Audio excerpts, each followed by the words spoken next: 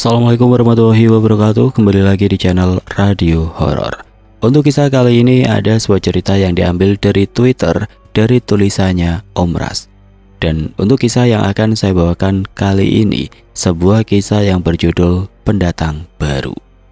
Sebelum kita lanjut ke ceritanya, tekan dulu tombol like video ini dan jangan lupa tekan juga tombol subscribe channel ini. Nyalakan juga lonceng notifikasinya agar tidak ketinggalan cerita-cerita lainnya.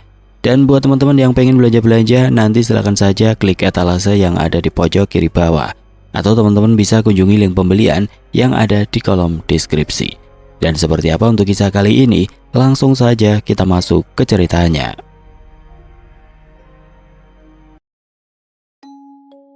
Kiri, kanan, ujarku seraya menghentakkan kaki bergantian.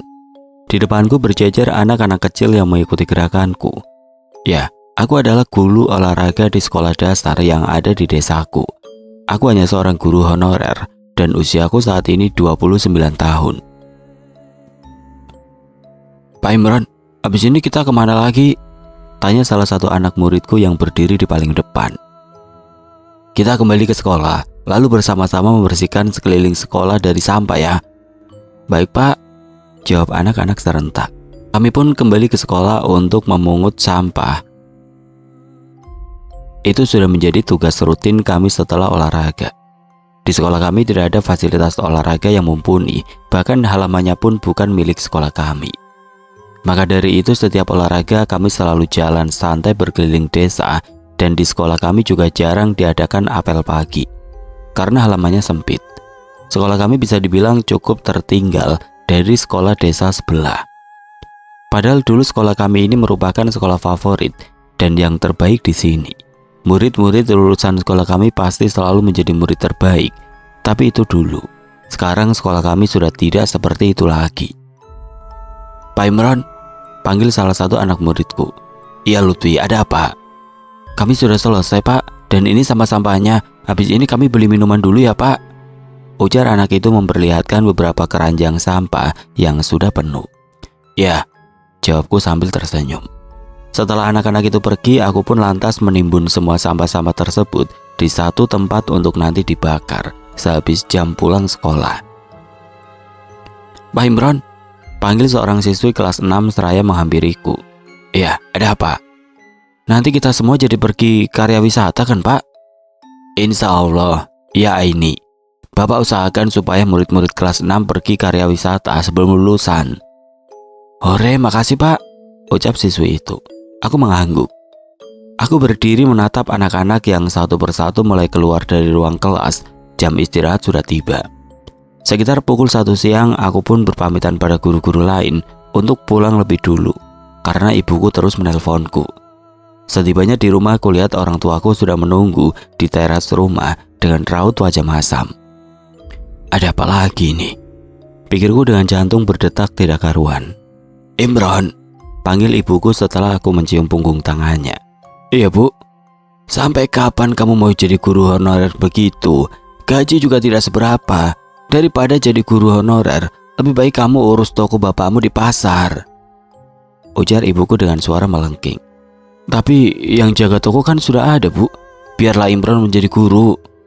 Gajimu sebulan itu jangankan untuk satu keluarga, untuk dirimu sendiri saja tidak mencukupi, apalagi yang ingin kamu pertahankan. Lagi pula kalau kamu mau, sekarang pun kami bisa menyuruh ponakan ayahmu itu untuk berhenti dari toko.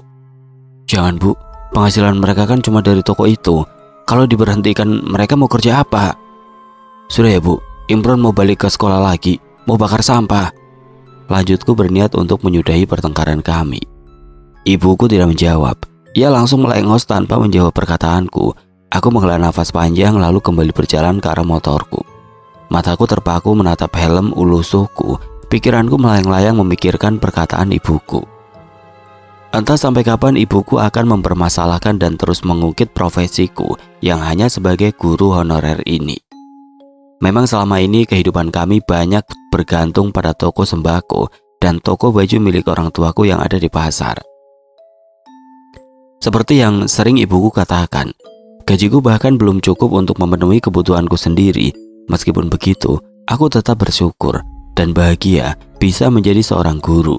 Karena itulah cita-citaku sejak kecil. Aku yakin pada waktunya nanti aku akan mendapatkan kesempatan untuk menjadi PNS. Untuk saat ini aku hanya perlu bersabar dan terus berjuang. Menjadi guru bukan hanya soal tentang gaji, tapi tentang pengabdian dan harapan untuk masa depan yang lebih baik. Nah Imron, panggil seseorang mengejutkanku. Lamunanku seketika buyar. Iya pak, ada apa? Tanyaku sambil memasang wajah ceria. Bapak mau minta tolong nak. Minta diantar ke depan sana, ke pangkalan ojek, karena bapak mau ke pasar mengambil kacamata. Kebetulan motor bapak lagi diperbaiki di bengkel, jadi rencananya bapak mau naik ojek saja, ujar Pak Wahyu sambil tersenyum. Oh boleh pak, ayo mari naik, biar saya antarkan, ujarku mempersilahkan. Pak Wahyu adalah seorang guru ngaji. Dulu beliau pernah menjadi kepala sekolah di TK Al-Quran, namun sekarang sudah berhenti mengajar dengan alasan karena penyakit asam uratnya yang selalu kambuh, hingga membuatnya sering tidak turun sekolah untuk mengajar. Dan saat ini beliau memilih untuk mengajari anak-anak di rumah saja secara sukarela, tanpa dipungut biaya. Bertengkar lagi ya? Tanya Pak Wahyu padaku. Iya pak, jawabku gugup. Sabar ya Nak Imron. Sejatinya tidak ada orang tua yang ingin melihat anaknya hidup susah. Karena itu banyak orang tua lebih memilih untuk memaksakan kehendak mereka yang menuntut mereka terbaik bagi kehidupan si anak, daripada mendukung anaknya berjuang dengan pilihan hidupnya sendiri, ujar Pak Wahyu. Aku menghela nafas panjang mendengar ucapan Pak Wahyu. Tidak terasa mataku mulai berkaca-kaca. Aku menghentikan motorku tepat di samping pangkalan ojek. Lalu Pak Wahyu turun dengan perlahan dari atas motorku. Di sana tidak ada satu orang pun tukang ojek yang mangkal. Mungkin karena masih siang, jadi mereka pulang untuk beristirahat dan makan. Aku pun memutuskan untuk duduk menemani Pak Wahyu sambil ngobrol ke sana kemari. Sesekali kami tertawa saat ada candaan menggelitik perut yang terucap. Sekitar hampir setengah jam kami duduk di sana, seorang tukang ojek datang. Dan bersama dengan itu terlihat sebuah taksi antar kota berhenti tepat di depan pangkalan ojek. Seorang lelaki turun dengan membawa tas besar di punggungnya, diikuti seorang perempuan dan 2 orang anak. Sepertinya mereka adalah satu keluarga yang terdiri dari ayah, ibu, dan 2 anaknya. Usia si ayah mungkin kisaran 35 tahunan dan ibunya kisaran 30-an. Untuk anak perempuan mereka mungkin berusia 8 atau 9 tahun, sementara anak yang laki-laki aku rasa usianya 6-7 tahun. Sesaat setelah kami bertemu pandang, lalu ku coba untuk melempar senyum pada mereka. Namun mereka tidak membalasnya. Siapa itu ya? Tanya tukang ojek yang bernama Pak Rusdi. Ingin mengunjungi sanak saudaranya aku rasa. Oh ya Rus, kau bisa mengantarku ke pasar besar, ujar Pak Wahyu. Saya pamit dulu ya, ucapku seraya bersalaman pada Pak Wahyu dan Pak Rusdi. Hati-hati Nak Imron, jawab Pak Wahyu. Kupakai helm lusuhku sebelum berangkat. Tujuanku adalah ke sekolah. Mungkin aku akan berada di sekolah hingga sore nanti. Setibanya di sekolah, aku parkirkan motor di bawah pohon. Lalu aku berjalan ke arah kantor. Di sana terlihat masih ada 2 orang wali kelas 5 dan 6. Loh, kok balik lagi Pak Imron? Tanya Bu Lida yang merupakan wali kelas 6. Iya Bu, mau bersih-bersih, jawabku seraya meletakkan tasku di atas kursi. Oh iya Pak Imron, kebetulan Bapak ada di sini. Nanti tolong ganti lampu di WC ya Pak, lampunya mati, ujar Bu Tika. Aku mengangguk. Kulihat Bu Tika mulai membereskan barang-barangnya. Kurasa dia akan segera pulang. Begitu juga dengan Bu Lida. Setelah mereka pergi meninggalkan kantor, aku pun langsung memulai pekerjaanku. Tidak terasa jam sudah menunjukkan pukul 4:30 sore ketika aku sudah menyelesaikan semua pekerjaanku. Aku duduk bersandar di tiang sambil mengedarkan pandanganku ke halaman. Sepi dan tenang, itulah yang kurasakan. Aku lantas berdiri dan bersiap-siap untuk pulang. Kalau sampai aku tiba di rumah malam nanti, aku jamin ibuku pasti akan memarahiku lagi. Sesekali aku tersenyum menyapa orang-orang yang kebetulan berpapasan denganku. Mat Pak, ucapku saat melihat Pak Udin yang sedang mendorong gerobaknya yang dipenuhi dengan pisang. Saat melewati rumah kosong di dekat persimpangan itu, kulihat di terasnya ada salah satu anak kecil yang sebelumnya sempat kami lihat di pangkalan ojek. Oh, jadi mereka pendatang baru yang menempati rumah itu. Aku membatin. Sesampainya di rumah, aku langsung masuk kamar dan mandi. Sementara di luar terdengar suara ibuku yang sedang mengomel. Selesai mandi, aku siap-siap untuk pergi sholat berjamaah ke masjid, meninggalkan ibuku yang masih mengomel. Sementara ayahku tidak kelihatan batang hidungnya, mungkin ayah masih di pasar, pikirku. Aku memilih berjalan kaki ke masjid yang terletak sekitar 1 kilometer dari rumahku. Saat melewati rumah kosong yang sekarang ditempati pendatang baru itu, kulihat rumahnya masih gelap. Wajar saja, karena listrik di rumah itu sudah putus sejak beberapa tahun lalu. Pak Imron, panggil seseorang dari arah belakang. Hafiz, mau ke masjid juga? Iya pak, mau tadarusan. Masya Allah, ucapku seraya mengelus kepala anak itu. Hafiz tersenyum. Pak, rumah kosong itu sudah ada yang menempatin loh, satu keluarga, ujar Hafiz. Aku mengangguk. Syukur Hafiz, jadi tidak mubazir rumahnya. Selama ini kan kosong, tidak ada yang menempati. Iya pak, jadi tidak perlu takut lagi lewat sana, ujar Hafiz sambil tersenyum. Memang selama ini rumah kosong itu sering digunakan pemuda-pemuda bandel sebagai tempat nongkrong dan tidak jarang mereka menakut-nakuti anak-anak kecil yang lewat di depan rumah itu. Pagi-pagi sekali aku sudah bangun. Aku membantu menyiapkan sarapan dan teh untuk orang tuaku. Aku merupakan anak kedua dari 3 bersaudara. Aku memiliki 1 kakak perempuan yang sudah menikah. Namun saat melahirkan anak keduanya, kakakku dan bayinya meninggal. Anak pertama kakakku juga meninggal pada usia 1 tahun karena pneumonia. Aku mempunyai adik laki-laki yang saat ini sedang kuliah. Dia ngekos dan hanya pulang sesekali di hari liburnya. Sikap orang tuaku berubah semenjak kematian kakakku dan kedua cucu kesayangannya. Imron, duduk di sini nak, panggil ayahku. Aku lantas duduk di dekat ayahku. Imron, akhir-akhir ini penghasilan dari toko selalu minus. Padahal menurut catatan barang-barang yang terjual cukup banyak. Kemarin ayah baru tahu bahwa kakak sepupumu ternyata sudah banyak mengambil uang dari toko untuk kepentingannya sendiri. Karena itu ayah langsung memberhentikan mereka.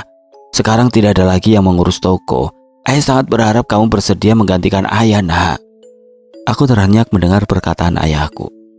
Tapi ya, Imron harus mempersiapkan diri untuk mengikuti tes CPNS nanti. Kalau Imron berhenti di sini, maka sia-sia sudah apa yang Imron perjuangkan selama ini. Lagi pula ayah tahu kan, kalau menjadi seorang guru adalah impian dan cita-cita Imron sejak dulu. Ayahku menghela nafas panjang, matanya lekat menatap piring nasi di depannya. Kalau gagal lagi bagaimana? Tanya ayahku pelan. Kini giliranku yang menghela nafas panjang. Imron yakin, Imron tidak akan gagal lagi kali ini. Imron sudah sangat berusaha. Imron sudah banyak belajar dari kegagalan sebelumnya. Tapi kalau tetap gagal, Imron akan berhenti jadi guru. Dan Imron akan menuruti semua keinginan ayah dan ibu. Itu janji Imron, ucapku dengan suara bergetar. Helaan nafas terdengar dari ayahku. Kemudian beliau mengangguk dengan bibir tersenyum. Baiklah, ini kesempatan terakhirmu. Lakukan yang terbaik, atau kau akan berakhir menjaga toko kita di pasar. Aku mengangguk dengan mantap. Kami kemudian sarapan bersama. Lalu setelahnya aku pun berangkat ke sekolah untuk mengisi jadwal olahraga kelas berikutnya di hari itu. Aku sengaja memelankan laju motorku saat melewati rumah kosong yang sekarang ditempati oleh keluarga pendatang baru itu, untuk sekedar melihat aktivitas pagi keluarga kecil tersebut. Namun sepertinya mereka belum bangun karena pintu rumahnya masih tertutup rapat. 1 minggu berlalu. Entah kenapa aku sangat tertarik dengan keluarga pendatang baru itu. Setiap kali melewati rumah yang mereka tempati, aku pasti curi-curi pandang untuk melihat mereka, melihat apa yang sedang mereka lakukan. Seperti hari itu aku sedang jogging di minggu pagi. Aku sengaja duduk di bawah pohon yang berada di seberang rumah keluarga pendatang baru tersebut. Kulihat si ayah sedang memotong rumput. Mungkin dia baru punya kesempatan untuk membersihkan pekarangan rumah dari rumput-rumput liar yang tumbuh subur itu. Aku melemparkan senyum kala si ayah tampak menatapku. Si ayah tidak membalas senyumku, ia hanya mengangguk, lalu kemudian kembali melakukan pekerjaannya. Aku menghela nafas panjang. Entah mungkin hanya perasaanku saja, tapi memang benar sepertinya pendatang baru itu selalu menjaga jarak dan enggan bersosial pada warga desa. Karena setiap kali disapa mereka hanya mengangguk tanpa membalas sapaan hangat yang diberikan oleh orang lain pada mereka. Sejujurnya, aku pun penasaran dengan pekerjaan mereka. Karena setiap hari saat aku melewati rumah mereka, si ayah dan si ibu selalu terlihat beraktivitas di teras atau di halaman depan. Pagi itu selesai berdoa bersama, aku mengajak anak-anak untuk segera keluar dari kelas. Kami akan memulai rutinitas jalan santai berkeliling desa. Namun tidak seperti biasanya. Beberapa anak muridku tampak tidak bersemangat dan wajah mereka pucat, seperti kurang sehat. Tidak ingin terjadi sesuatu pada mereka, aku lantas menyuruh mereka untuk beristirahat di perpustakaan. Dan murid-murid yang tersisa aku ajak untuk melakukan permainan yang mirip seperti lompat jauh, namun dengan versi yang jauh lebih sederhana di halaman sekolah. Pak Imran, panggil salah satu murid yang tadi kusuruh ke perpustakaan. Wajahnya tampak panik. Iya, ada apa? Hasrul pingsan, Pak. Mendengar jawaban muridku itu, aku langsung berlari ke arah perpustakaan.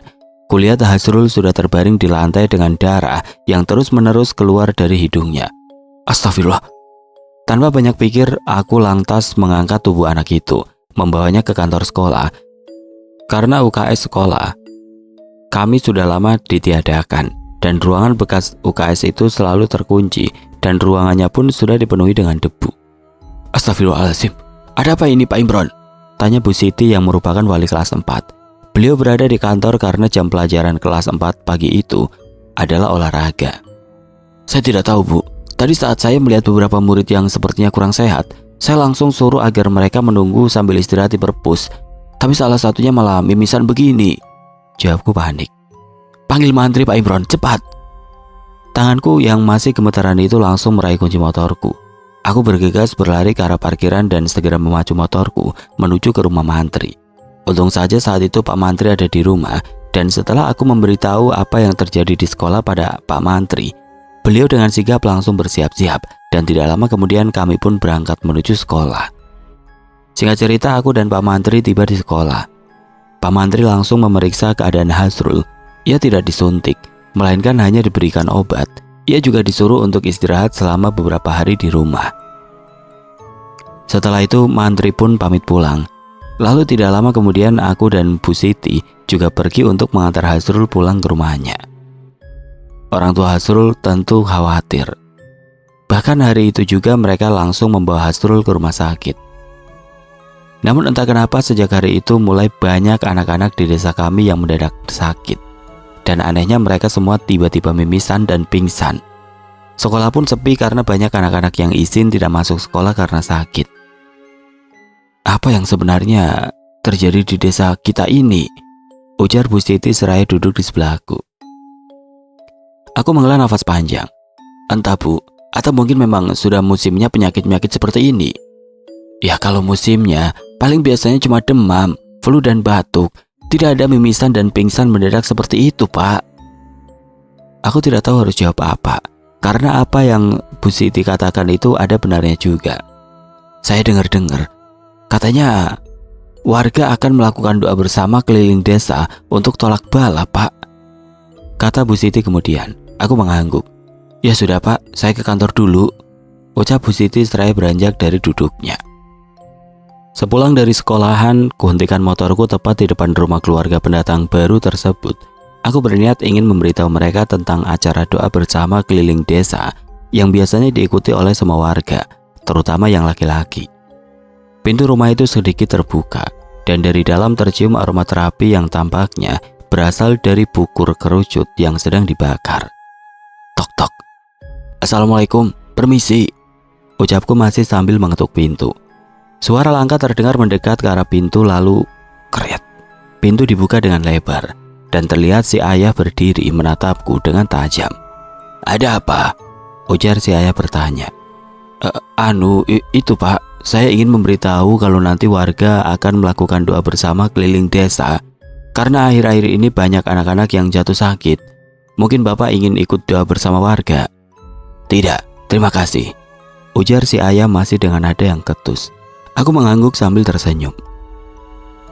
Lalu tanpa mengatakan apa-apa, si ayah lantas menutup pintu dengan kencang hingga membuatku cukup kaget. Astagfirullah, gumamku seraya mengelus dada. Tidak mau berlama-lama memikirkan sikap si ayah pendatang baru itu, aku pun lantas kembali melanjutkan perjalanan untuk pulang. Namun sekitar beberapa meter sebelum rumahku, terlihat beberapa warga menggotong tubuh seorang anak laki-laki. Anak itu mimisan dan pingsan. Kulihat Pak Wahyu juga ada di antara warga yang membantu si anak. Aku langsung mendekat untuk ikut membantu. "Bawa ke rumahku saja," ujar Pak Wahyu. Beramai-ramai kami membawa anak laki-laki itu ke rumah Pak Wahyu yang kebetulan memang tidak begitu jauh. Saat kami sampai di rumah Pak Wahyu, beliau tampak sibuk mengambilkan bantal untuk merebahkan si anak. Semakin kacau saja desa kita. Anak ini tadi tiba-tiba jatuh di sana. Untung saja kami yang pulang dari musyawarah melihatnya, ujar salah satu warga seraya menatapku. "Kurasa memang ada sesuatu yang tidak beres yang sedang terjadi di desa kita ini," ujar Pak Wahyu. Aku terdiam. Entah sesuatu apa yang Pak Wahyu maksud. Mungkinkah itu serangan virus mematikan? Entahlah. Kalau memang dugaanku benar, pastilah korbannya bukan hanya dari golongan anak kecil saja. Pak Wahyu mengangkat gelas berisi air putih tersebut, lalu membacakan doa dan meniup air putih itu. Kemudian airnya digunakan untuk membasuh wajah si anak. "Awak tubuhnya panas." Mendengar perkataan Pak Wahyu itu, aku lantas menempelkan punggung tanganku pada dahi si anak. Tapi aku merasa suhu tubuhnya normal, tidak demam. "Sepertinya suhu tubuhnya normal, Pak," kataku pada Pak Wahyu. "Bukan suhu tubuhnya seperti yang Nak Imron maksudkan itu," ujar Pak Wahyu. Aku mengerutkan alis tidak mengerti. "Aku takut ini perbuatan dari seseorang yang menggunakan ilmu hitam. Entah apa tujuannya sampai melakukan hal seperti ini pada anak-anak tidak berdosa," lanjut Pak Wahyu seraya menatap satu persatu orang yang berada di ruangan tersebut. "Kalau memang seperti itu, tolak balas saja rasanya tidak akan cukup ya, Pak," ujar salah satu orang. Pak Wahyu menghela nafas panjang. Beliau tidak mengatakan apa-apa. "Kalian lakukan doa bersama untuk tolak balas seperti yang sudah kita sepakati sebelumnya. Besok aku akan pergi menemui temanku di kota sebelah. Semoga semuanya berjalan lancar dan semoga saja apa yang aku takutkan tidak benar-benar terjadi," ujar Pak Wahyu. Semua yang ada di ruangan itu mengangguk dan mengalaminkan ucapan Pak Wahyu. "Nak Imron," panggil Pak Wahyu. "Iya, Pak." "Besok tolong temani Bapak ke kota sebelah ya." Aku tidak serta menjawab. "Bagaimana Nak Imron, bisa?" tanya Pak Wahyu mengejutkan. Tanpa sadar aku mengangguk. "Alhamdulillah, kalau begitu besok pagi-pagi sekali kita berangkat ya Nak Imron," ujar Pak Wahyu. Aku yang sebelumnya mengangguk tanpa sadar langsung melongo mendengar perkataan Pak Wahyu. Namun untuk meralat jawabanku tadi pun aku tidak enak hati. Alhasil aku hanya mengangguk menyetujui. Malam itu masjid tidak seramai biasanya. Hanya ada 7 orang dewasa termasuk aku yang sholat berjamaah di sana. Biasanya jamaah masjid selalu ramai dan ada anak-anak juga yang tadarus sambil menunggu waktu isya. Tapi semenjak anak-anak di desa mendadak sakit, masjid jadi sepi. "Jangan-jangan benar desa kita ini terkena bala karena banyak yang berbuat maksiat," ujar salah satu orang. "Shh, tidak baik berkata seperti itu, Pak," tegur yang lain. "Benar kan? Beberapa anak-anak bujang di sini memang suka mabuk-mabukan, bahkan hamil di luar nikah." Aku hanya menghela nafas panjang mendengar obrolan bapak-bapak itu. Aku beranjak dan memilih untuk membaca Al-Quran sambil menunggu waktu isya tiba. Namun baru saja aku membuka halaman Al-Quran, tiba-tiba terdengar suara ramai lewat di depan masjid. Otomatis aku menoleh ke arah pintu dan terlihat banyak orang di luar sana, entah sedang apa mereka. Akhirnya aku tutup kembali Al-Quranku. Lalu aku berjalan keluar masjid dengan rasa penasaran. "Ada apa rame-rame, Pak?" tanyaku pada salah satu orang yang ikut serta dalam rombongan itu. "Pak Burhan memanggil dukun," jawab orang itu membuatku mengerutkan alis. "Dukun?" "Iya, anaknya Pak Burhan mutadara, Pak." Aku mengelus dada mendengar jawaban itu. Tanpa mengatakan apa-apa, aku pun lantas berlari ke arah rumah Pak Burhan. Di sana terlihat ramai orang. Sepertinya orang-orang itu ingin menyaksikan apa yang akan dilakukan oleh dukun yang sudah diundang oleh Pak Burhan ke rumahnya tersebut. Anakmu sudah ditumbalkan, dan desa ini sudah dikelilingi oleh kekuatan jahat. Ujar si dukun membuat semua orang yang ada di sana saling pandang satu sama lain. Warga yang ada di sana terbagi menjadi dua, ada yang percaya dan ada juga yang tidak percaya. Siapa yang sudah menumbalkan anak saya, Bah? Tanya Pak Burhan. Dukun itu diam untuk sesaat. Orang itu ada di desa ini, dia ada di sini. Alisku semakin berkerut mendengarnya. Seorang warga mendekat ke arah si dukun. Entah ini ada hubungannya atau tidak, tapi semenjak anak-anak di desa ini menjadi sakit secara mendadak, saya pernah sekali melihat penampakan. Waktu itu sekitar jam 1 malam saat saya sedang buang hajat di jamban. Saya melihat ada cahaya merah menyala yang melayang di atas air.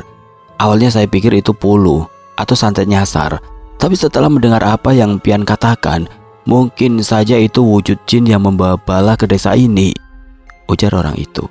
Aku masih diam menyimak apa yang mereka bicarakan. Ini desa kami aman-aman saja. Tidak ada hal-hal berbau mistis yang berkaitan dengan ilmu hitam. Bahkan bisa dibilang warga desa kami ini rata-rata ahli ibadah dan paham agama. Ya memang ada beberapa orang yang Islamnya cuma sebatas di KTP saja. Tapi aku tahu mereka tidak melakukan praktek ilmu hitam, apalagi sampai menumbalkan orang seperti yang dikatakan dukun tersebut. Saat itu aku berpikir dukun tersebut pasti hanya mengada-ngada saja tentang ilmu hitam dan pertumbalan yang kata dia pelakunya ada di desa ini. Saya juga pernah melihat makhluk hitam berwajah seperti babi, Bah, di pinggir sungai. Waktu itu saya sedang memancing udang gala, ujar seorang warga lain. Satu persatu warga mulai mengakui bahwa mereka pernah melihat penampakan menyeramkan yang lagi-lagi menurutku tidak masuk akal. Bukannya tidak percaya dengan adanya jin, aku percaya jin itu memang ada, dan aku juga percaya bahwa kita hidup di dunia ini memang berdampingan dengan mereka. Namun selama ini aku tidak pernah sekalipun melihat mereka, dan aku yakin mereka tidak akan segampang itu memperlihatkan diri kepada manusia. Aku masih diam, hanya pikiranku saja yang berbisik. Tiba-tiba dukun itu berjalan ke arahku. Ia menatapku dengan tajam, membuatku merasa terintimidasi. Dan tanpa aba-aba dukun itu menyentuh kepalaku. Aku refleks ingin menghindar tapi aku tidak sempat, karena tangannya sudah berada di atas kepalaku. Dan entah kenapa tiba-tiba aku merasa kepalaku menjadi pusing. Aku berjalan mundur tanpa mengatakan sepatah kata pun. Mataku dan mata dukun itu masih saling menatap. Kulihat bibirnya tampak tersenyum. Aku berjalan meninggalkan kerumunan itu. Aku juga memutuskan untuk langsung pulang ke rumah saja. Di perjalanan pulang seperti biasa ketika aku melewati rumah pendatang baru tersebut, entah kenapa aku selalu refleks menoleh ke arah rumah itu. Rumah itu dan penghuni barunya seperti memiliki magnet yang selalu menarik perhatianku. Kulihat di teras rumah tersebut ada beberapa orang yang sepertinya sedang mengobrol satu sama lain. Aku agak sedikit kaget karena tidak biasanya pendatang baru itu menerima tamu. Begitu sampai di rumah, aku langsung masuk kamar dan tidur. Namun aku terbangun di sekitar pukul 1 malam. Jadi karena kebetulan terbangun, akhirnya aku putuskan untuk sholat tahajud saja. Saat sedang mengambil air wudhu, aku mendengar suara beberapa orang yang sedang mengobrol di belakang kamar mandiku. Dan setelah itu, suara orang-orang yang sedang mengobrol tadi pun hilang. Sedang apa mereka di dekat rumahku? Aku bergumam sebelum kembali melanjutkan wudhuku. Selesai sholat, perutku terasa lapar. Jadi aku segera berjalan ke dapur untuk makan. Kebetulan sisa lauk masih ada di dalam tudung saji. Tok tok tok. Suara ketukan terdengar dari arah pintu dapur. Siapa yang mengetuk pintu di tengah malam seperti ini? Aku membatin sambil beranjak dari dudukku dan berjalan ke arah pintu. Tapi ketika pintu sudah kubuka, tidak terlihat siapapun di luar sana. Hanya gelap dan angin yang berembus dingin menerpa kulit wajahku. Segera kututup kembali pintu itu dan aku bergegas untuk menyelesaikan makan. Tapi baru sesuap nasi masuk ke mulut, pintu dapur kembali diketuk lagi dari luar. Aku beranjak dan kubuka pintu dapur selebar-lebarnya. Aku berjalan keluar rumah sambil mengedarkan pandangan untuk mencari siapa pelaku pengetuk pintu di tengah malam itu. Namun sejauh mata memandang, aku tidak melihat siapapun di luar sana. Akan tetapi saat aku ingin melangkah masuk, kudengar suara seseorang menangis. Suara itu seperti suara laki-laki. Kuhentikan langkahku lalu aku kembali berbalik, menatap ke segala arah untuk mencari tahu suara tangisan itu berasal dari mana.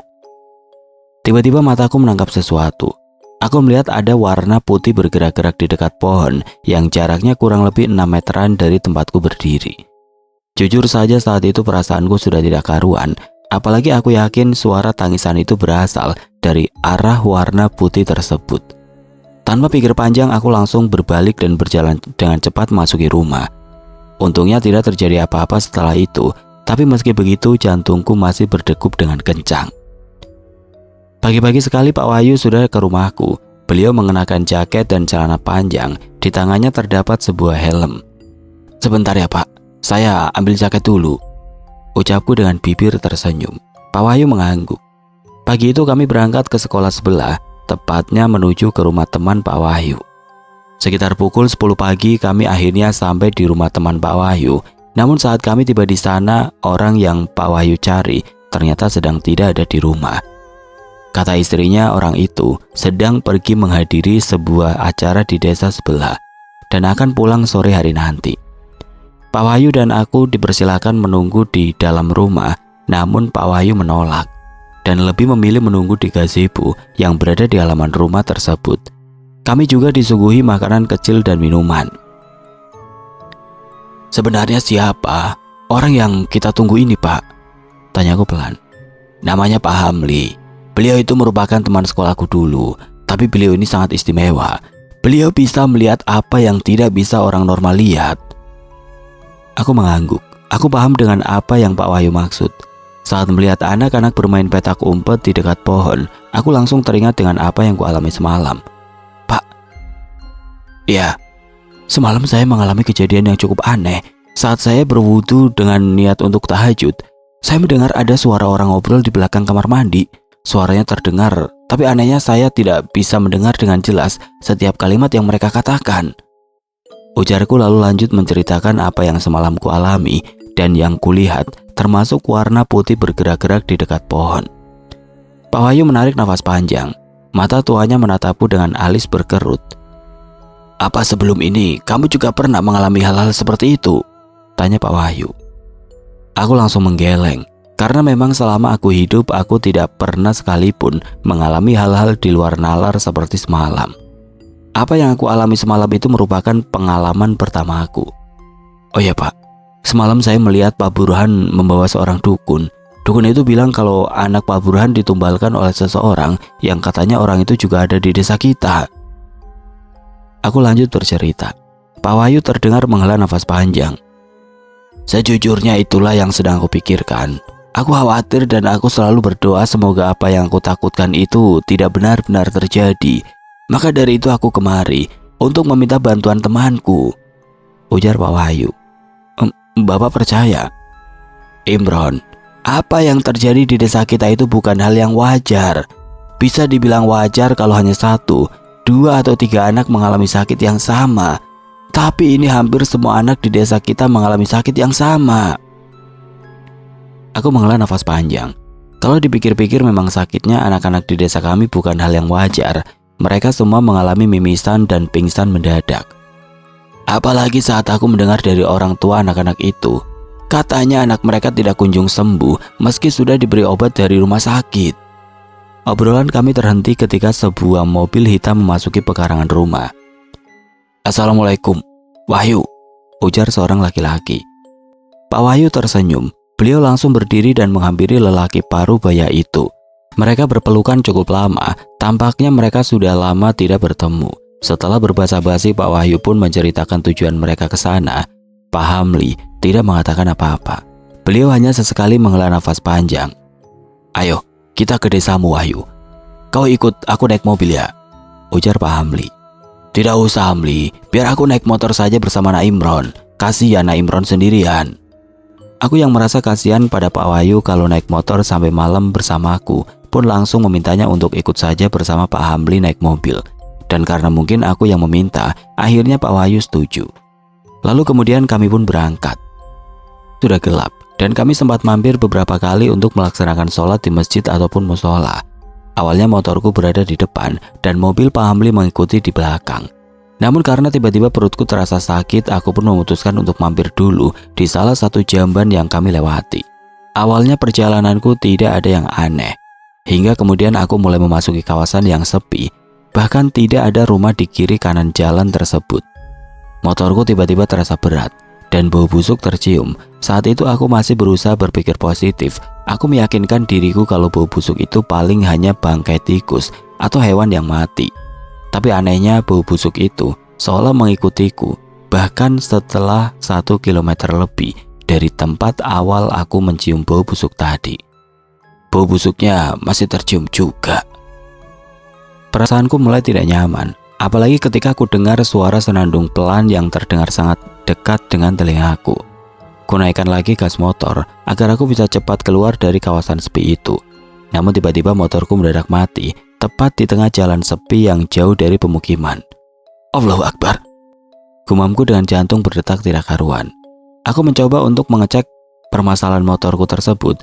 Dalam hatiku sangat berharap ada orang lewat yang bisa dimintai bantuan. Mogok ya motornya, ujar seseorang bertanya padaku. Kepalaku menengadah. Kulihat seorang lelaki berusia 35 tahunan berdiri sambil tersenyum menatapku. Iya bang, mogok, gak tahu kenapa, jawabku seraya berdiri. Kulihat ke sekeliling dan mataku kemudian tertuju pada sebuah sepeda ontel yang berada di seberang jalan. Oh, pantas saja, aku tidak menyadari kedatangannya. Ternyata orang ini menggunakan sepeda. Aku sangat lega setelah yakin kalau orang yang berdiri di depanku ini adalah manusia. Jalan ini jauh dari perkampungan. Kamu sepertinya sudah salah jalan. Untung kamu bertemu aku, walaupun aku cuma naik sepeda. Tapi aku dulu pernah bekerja di bengkel. Sini biar lihat motormu, ujar orang itu. Silakan bang, alhamdulillah abang mau membantu saya, ucapku senang. Ah, pantas saja dari tadi tidak ada rumah orang. Rupanya aku sudah salah jalan. Tidak berapa lama kemudian orang itu pun menyuruhku untuk menghidupkan motor dan untungnya motorku berhasil menyala. Alhamdulillah, terima kasih banyak bang. Orang itu mengangguk sambil tersenyum. Kau ikuti aku ya, biar aku antar untuk keluar dari jalan ini, ujar lelaki itu. Aku mengangguk dan aku sangat bersyukur bertemu dengan orang baik tersebut. Meskipun hanya sepeda ontel tua, namun ketika di kayu, lajunya hampir sama dengan motor. Aku sampai terkagum-kagum melihatnya karena kekagumanku itu jugalah sampai-sampai aku tidak terlalu memperhatikan jalan. Hingga sesaat kemudian kulihat orang itu menghentikan laju sepedanya beberapa meter di depanku. Itu jalan utama, kamu tinggal lurus saja, ujar lelaki itu dengan jari menunjuk lurus setelah aku tepat berada di samping sepedanya. Oh iya bang, terima kasih banyak bang, ucapku sambil tersenyum. Aku langsung merogoh saku untuk mengambil selembar uang yang niatnya ingin aku berikan pada orang baik tersebut. Kupilih uang yang nominalnya paling besar lalu kumasukkan kembali uang kecilnya ke dalam saku. Namun ketika aku menoleh ke sebelahku, ternyata orang tadi sudah tidak terlihat lagi. Loh, kemana dia? Aku bertanya keheranan. Padahal tadi aku hanya memalingkan wajahku sebentar untuk mengambil uang dan ketika aku menoleh ke arah orang itu, dia sudah menghilang. Kulihat sekeliling jalan tapi tetap aku tidak melihat dia. Tiba-tiba aku merinding setelah menyadari kalau orang itu tidak memiliki garis di atas bibirnya. Sebelumnya dia selalu tersenyum dan itu membuatku tidak menyadari kalau dia tidak memiliki garis di atas bibir. Tapi tadi saat dia memberitahuku untuk terus lurus saja, dia tidak sedang tersenyum. Sehingga aku melihat dengan jelas kalau dia tidak memiliki garis di atas bibirnya. Tapi anehnya saat itu aku masih belum sadar dan sekarang saat aku sudah sadar, aku langsung memacu motorku dengan kecepatan tinggi. Aku menghela nafas lega ketika sudah memasuki kawasan perkampungan. Beberapa anak-anak muda terlihat sedang bermain gitar di sebuah warung. Aku berhenti di sana untuk membeli air mineral. Sekitar pukul 1 malam aku baru sampai di rumah. Kulihat orang tuaku dan juga Pak Wahyu berada di teras rumah menungguku. Kemana saja kamu Nak Imron?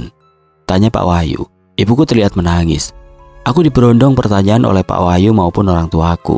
Tapi aku hanya terdiam. Aku bingung harus memulai cerita dari mana. Karena sebetulnya aku masih shock dengan kejadian yang aku alami tadi. Akhirnya aku disuruh untuk beristirahat. Keesokan paginya terdengar ramai orang mengobrol di teras rumahku. Di sana ada orang tuaku, Pak Wahyu, Pak Hamli dan beberapa warga desa. Rupanya di malam saat aku memutuskan pulang dari area rumah Pak Burhan itu, mereka beramai-ramai mendatangi rumah si pendatang baru. Karena kata dukun itu, pendatang baru tersebutlah yang ingin menumbalkan anak-anak di desa. Oleh warga yang percaya dengan perkataan dukun itu, rumah si pendatang baru pun digeledah dan ternyata memang benar. Orang-orang berhasil menemukan alat-alat untuk ritual dan juga sesajen yang masih ada di salah satu ruangan. Namun warga tidak menemukan keberadaan keluarga pendatang baru tersebut di rumah itu. Mereka menduga si pendatang baru mungkin sudah kabur. Jantungku berdetak kencang. Jangan-jangan mereka kabur setelah aku beritahu bahwa di desa kami akan diadakan doa bersama untuk tolak bala.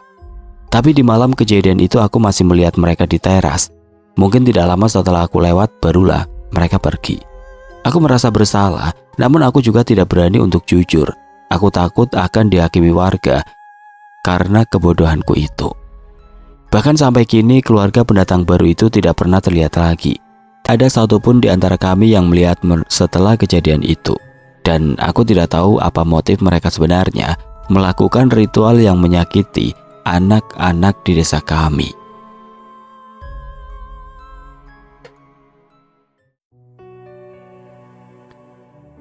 Oke teman-teman, sekian untuk kisah kali ini. Bagaimana menurut kalian tentang kisah ini? Tulis komentar kalian di kolom komentar. Dan buat teman-teman yang baru bergabung, jangan lupa untuk like, komen, share, serta subscribe channel ini. Dan nantikan kisah-kisah horor berikutnya tetap di channel Radio Horor. Wassalamualaikum warahmatullahi wabarakatuh.